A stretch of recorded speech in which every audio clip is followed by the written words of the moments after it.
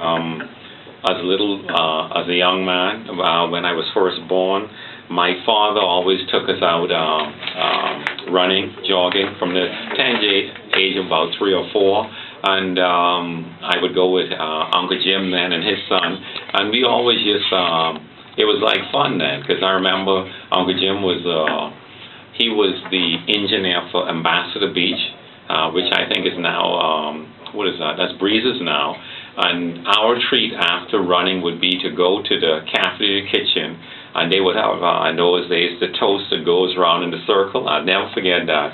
As a young man experiencing that for the first time at the age of like 5 or 6, we'd be able to get all the jelly and peanut butter we want on toast and eat that, and that was a major treat. So that's how it started out. And I just never let go, you know. It became a lifestyle, and we've incorporated it into our lifestyle. So tell us your earliest career as a athlete, say in your grade school level. Okay. You know what? I coached. I'm on a sabbatical right now. I coached. My last coaching session was with the Star Strachan Field Club, and I got involved in that because my son at the time, Trevor Jr., was a runner, and he was in the club running distance because I'm predominantly dealing with distance. All right, and they had him doing some indifferent workout that was more geared to sprinters. And with that being involved, they asked me to come on and assist, and I got involved. And one thing led to another, and then they asked me to see if I could just come on as a coach. And then I went on as a national coach at the Carissa level, then at the junior CAC level, and then at the NACAP level, and then I got my IAAFA certification. And it just kept evolving, you know. And I will tell you that, to the question that you asked, I never ran competitively before going off to university.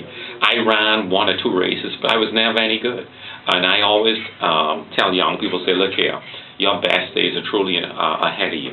I went off to university and without a collegiate scholarship, started running across there, was invited to go on to the track team as a walk-on. I did so. They gave me a half scholarship, and the rest was history.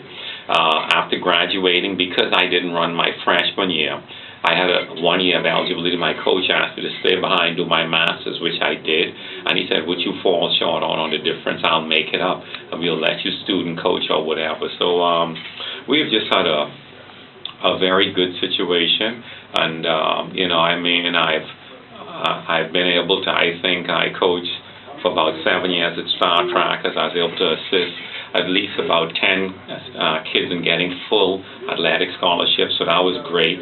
And then our company, the Winchell House and Glass and Accessory, we sponsored the CH Reef Cross Country Championships for the last 9 years, which was an integral part of what we were involved in, because my forte was always trying to help to develop distance athletes, all right, and then the true goal was, how do we impact the nation?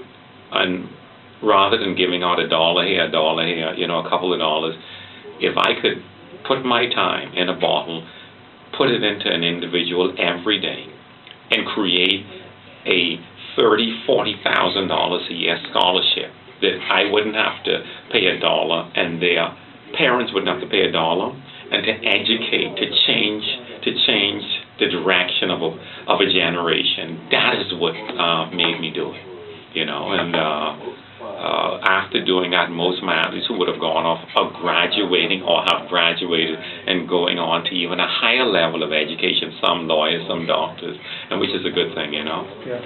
Okay, that sounds very, very interesting. But tell us a bit about your career in college, NCAA All-American. Okay, you know what? I remember, boy, those were the good old days, and that's what we always say. You know, I after going on as a walk-on, I ran indoor the 500 meters, which I was all conference, and with running the 500, my true event, which I competed in, was the 400 and the 800.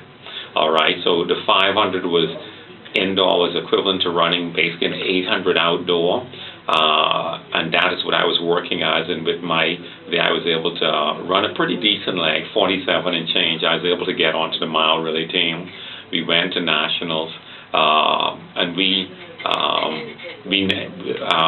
became NCAA championships at that level. All right. I also ran the 800 at the Twilight meet, and this has been, remember now, this has been over 25 years ago. So, forgive me, but I mean, I truly believe I would have had a wonderful time. I was able to meet my now wife while at university, Monique, who has been truly a backbone, and she has been pretty supportive. So that was a good thing. And we have three beautiful children. I have Trevor Jr., who is the eldest, Marissa, who is my daughter, who is now in university herself, and Trent, all right, who's the baby. Okay. Tell us about your kids and their sporting career. Well, quite naturally, when you come from a sporting family, you need to do sports, all right? I don't know if it was always by choice, but and people would see me on the road. Trev was kicking and screaming in the initial days. Didn't want to, all right? But we would have to go out and run every morning, and I worked with him, and with that, Marissa, the same thing with her. She would have to get up every morning at 4:30, and we'd go out for our runs. Trent is probably getting a little bit of a break, but we get to take him out in times and work on technique, strides, and whatever. And I mean, just the whole atmosphere of just being a parent and being able to work with your kids is just such a joy, And the one thing what I will tell anyone is, a missionary is never recognized inside his own hometown, and I think that a lot of extent when Dad is talking to the kids, they look at me as a space alien, They say, "Man, look here, we really into this." But if someone else says the same thing, another coach is like, "Can you believe what he said?" And I'm like, "I was trying to tell you this the whole time," but then that's just how it is with your kids, But that's how it is.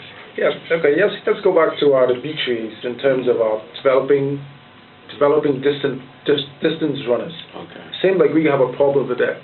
This past Carifta Games, we had, we stayed out a lot of the distant races. Yeah, well, you know what, like anything else in life, we have to plan, all right, and when we refuse to plan, we plan to fail. And we do a little devotions inside of our office every morning, and my assistant shared with us a little thing that she learned. And you know what she says? She says, the guy spoke last night on being